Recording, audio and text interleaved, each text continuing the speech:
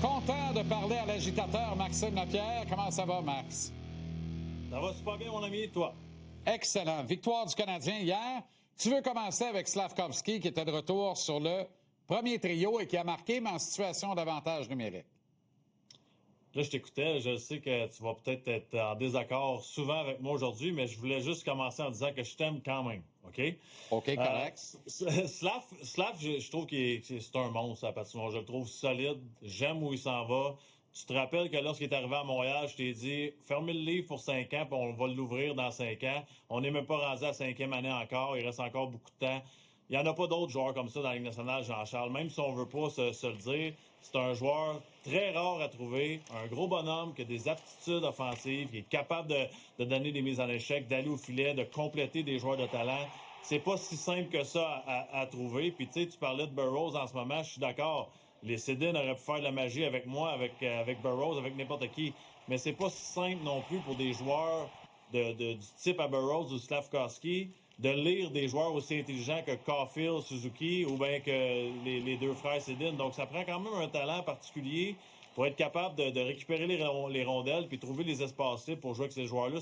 C'est pas donné à tout le monde. T'sais. Puis je vais m'utiliser comme exemple. J'en ai eu des séquences où j'ai été utilisé à cause de blessures ou pas avec des joueurs comme à Vancouver avec les Sedin, une petite présence de temps en temps. C'était pas facile pour moi parce que c'était pas le même type de hockey que je jouais du tout. Donc, faut faire attention des fois dans la façon de trouver nos compléments de trio. C'est pas facile de trouver des joueurs comme Slafkovský. Puis je trouve qu'il patine mieux. Il est plus fort sur ses patins. Tu te rappelles, on parlait souvent de lui qui était sur le derrière après des mises en échec. Ouais. Il se faisait ramasser la première saison. Des fois, on avait peur pour sa santé. On est passé à autre chose. Puis je pense pas qu'on est rendu au moment dans sa carrière où on dit c'est son fameux coming out party. Puis là, il est arrivé pour de vrai. Je pense qu'il reste encore une saison. Mais pour moi, il n'y a plus de doute que c'est un joueur qui est indispensable au Canadien de Montréal. Puis peu importe sur le trio, on l'a vu, tu viens d'en parler, il est capable de faire bien sur le deuxième trio aussi. Moi, jour 1, il n'y a aucun doute que c'était pas un bust. Moi, là, j'ai pas grand-chose à reprocher à Slafkovský.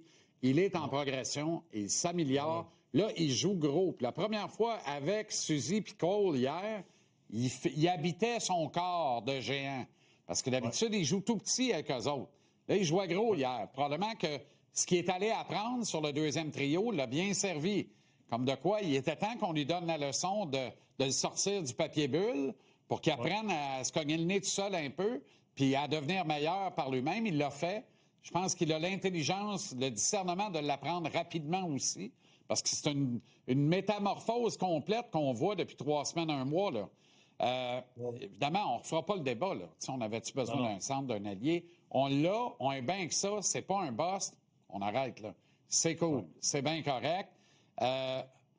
Maintenant, il va falloir trouver un moyen d'équilibrer ça, là, parce que le Canadien ne pourra pas gagner avec régularité avec une formation comme celle qu'on a vue hier, notamment avec Alexandre Tessier sur la deuxième unité en attaque avec Kapanen et Demidov. Par contre, Kapanen et Demidov, Max, on va naître un duo très intéressant. Ben, tu sais quoi, je regarde ça dernièrement, puis je regarde Kapanen, puis tu sais, au début, on voyait un kid qui était mature, bien positionné, qui allait pas faire d'erreurs défensivement. Je te le comparais même à un moment donné un petit peu à Philippe Danault. Tu sais, c'est un joueur qui est stable, puis c'est pas nécessairement un marqueur de 50 buts, là, si je peux le dire de cette façon-là. Là, je regarde ça aller, puis on parle toujours du fameux deuxième centre. Je me demande si c'est pas un allié vedette qu'on a besoin pour compléter ce duo-là. Tu sais, quand les choses fonctionnent, à un moment donné, tu peux pas passer par-dessus. C'est bien beau d'avoir des plans, de vouloir aller chercher un deuxième centre, mais si ça fonctionne pour vrai, puis c'est pas juste un flow, comme on dit en anglais, que c'est pas juste un coup de chance, peut-être que c'est Demidov, le centre que ça, c'est Kapanen, le centre que ça prend pour Demidov. Peut-être qu'il a besoin de cette stabilité-là défensivement, puis de trouver ses repères dans la structure offensivement avec un gars qui se positionne bien. Si on amenait un ailier vedette à la place pour compléter ce trio-là, peut-être que ça ferait l'affaire aussi. Je suis en période de questionnement là-dessus. Ouais, c'est pas inintéressant ce que tu racontes là, honnêtement. Mais en même temps, on se met d'accord que Kapanen, s'il avait le flair pour le net un peu, il serait pas à 8, il serait déjà à 12, 13, 14 buts. Là. No joke. C'est hallucinant ce que Demidov fabrique à l'endroit de ce gars-là. Puis le gars, il est en métamorphose, mais tabaslac, l'usine ne fournit pas toute la la matière première qui rentre, là, tu sais, tu Ouais, comprends? 100% d'accord, Jean-Charles, mais tu sais, on en voit tellement de trios dans la Ligue nationale de hockey où le complément est un ailier. Ouais. Pourquoi qu'on change pas un peu la tradition avec le complément qui est au centre? Tu sais, il y en a souvent là, des joueurs que tu vois qu'ils font de la place aux joueurs de centre et à l'ailier, puis ils marquent moins de buts, mais sont tellement efficaces sur le trio. Peut-être que ça peut passer par le centre. En tout cas, je trouve que c'est une piste à évaluer. J'étais content de voir le shérif défendre un coéquipier, y aller sans hésiter contre un tough. Laurie, c'est un tough. C'est un gros tough, un attaquant top 6 des Jets, capitaine de l'équipe. Ce qui nous fait dire, Max, que la veille, là, c'était brillant de ne pas y aller avec McDermott, dans le fond.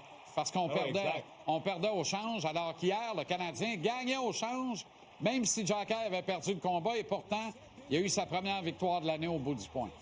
Ben oui, puis je suis content pour lui parce que, tu sais, Jean-Charles, tu sais, c'est pas un rôle évident, là. Puis tu l'as vu hier, là. Il était content et soulagé en sortant de ce combat-là. Il a fait les bonnes choses. Il s'est battu contre un joueur qui a un impact et un temps de glace durant un match. McDermott, là, c'est une perte de temps, là. Puis c'est un risque de se blesser pour rien. Il sert à rien, le gars, sa patinoire, là. On va s'entendre, faut appeler ce que c'est, là. C'est une perte de chandail du côté des Sénateurs, là. Il change rien dans le match. Tu sais, Jacky, c'est une situation tellement complexe. Le gars doit se battre, doit jouer ce style de jeu-là. Puis c'est pas facile pour Martin Saint-Louis de gérer ça non plus parce que c'est un défenseur. Aussitôt que tu envoies Jacky se battre, tu tombes à 5. Tu tombes dans une situation risquée. Donc, la gestion de tout ça, c'est pas simple, c'est sûr et certain. Mais je pense que Jacky, hier, a joué un très bon match de hockey. Il a fait des montées, il a sorti du territoire, il a été dur devant le filet. Ça a été difficile d'aller dans les coins avec lui. Pour moi, il doit reproduire ce match-là plus souvent. C'est exactement à quoi on s'attend de sa part. Exactement. Rapidement, en terminant, tu as une anecdote d'un camp d'entraînement à Mont-Tremblant au sujet d'André Markov? Ouais, mais tu sais, on parle d'un leader qui était quand même silencieux, mais que des fois faisait des affaires à sa patinoire qui passait des messages. Ben, moi, je l'ai vécu, je pense que c'est ma première ou deuxième saison. On était au camp d'entraînement à Mont-Tremblant. Et puis, tu sais, durant l'entraînement, je commençais à trouver que j'avais des mains, puis j'étais rendu un joueur offensif. Puis, à un moment donné, j'étais allé 1 contre 1 contre Markov. C'était à mon tour, puis j'ai essayé d'y faire la fameuse cuillère, puis couper dans le centre. Ça n'a pas été long qu'il m'a levé le coude sur mon mâchoire puis il m'a étampé dans le centre de la patinoire. Puis j'ai compris tout de suite, sans qu'il parle, mais juste avec son regard, qui m'envoyait comme message de dire « Man, oublie pas c'est quoi ton rôle dans l'équipe.